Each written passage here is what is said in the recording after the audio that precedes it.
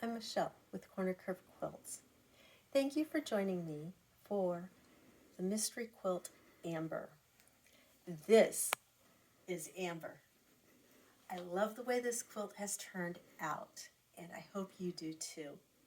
I'm not going to demonstrate any rulers this week because we're just cutting very few pieces, just a few rectangles.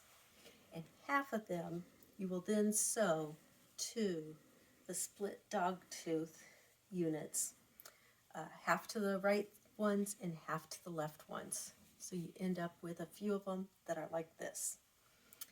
Then you will take the rest of your split dog tooth units and you're going to sew them together with the short ends of the blue next to each other. You will end up with units like this. This is the base of your block. So we can line it up. If you jump ahead and you sew these all together, don't worry, just sew the short ends of your rectangles together and then sew them to the white part to end up with a unit like this.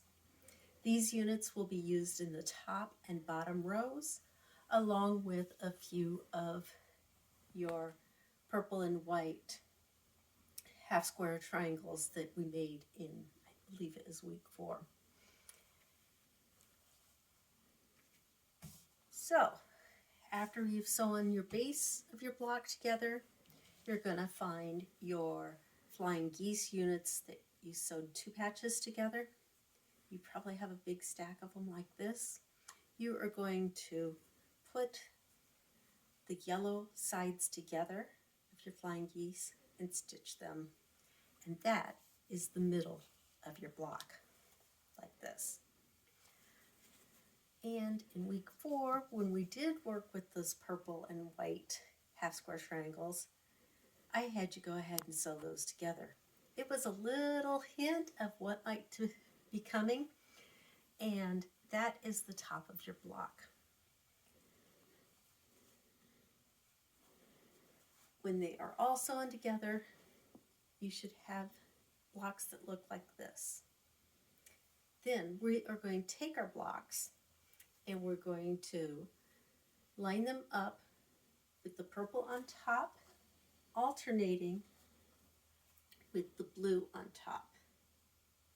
You're going to lay them out according to the directions in the pattern, and this is our row 1, our row 2, starting with purple up, purple down, purple up, purple down, on across. Then your next row you will have the blue at the top and the purple is down, and then you alternate. And that will let your flying geese squares dance across your quilt. You will sew all those blocks together into rows, your rows into your quilt's body, add your top and bottom, and then you will be ready for your border. Your border, you made all the blocks back in week 2. The half square triangles, put together a square and a square. And when you go ahead and line these up, you want to line them up so that your purple is in the top left corner.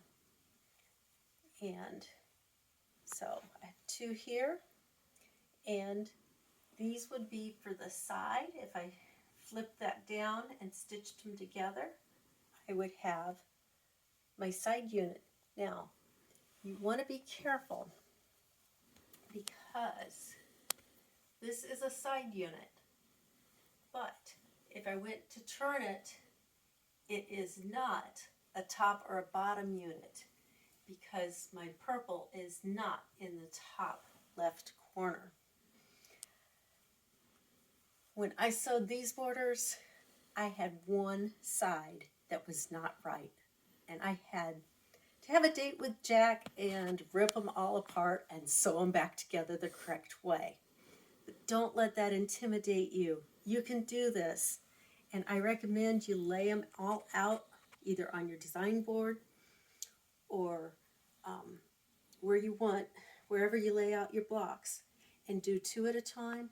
Then go put them back where they will go and do the next one. Yeah, you might be hopping up and down from the sewing machine, but it might help you out.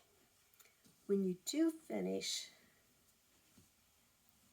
where did it go? Sewing all your border pieces together, go ahead and add 1/8 of an inch stitching all the way around, because if you did not stay stitch or back stitch in your blocks, they will have a tendency to pop open if you aren't careful, and that will make it harder for your long armor, and they will really appreciate, or you will appreciate it if you do your own quilting, to have that all nice and stable. Like I said, if you don't backstitch, because you might be ripping out, then definitely stay stitch or do a basting stitch all the way around to help hold it. And that is all for now. And so, until we meet again, let's go sew.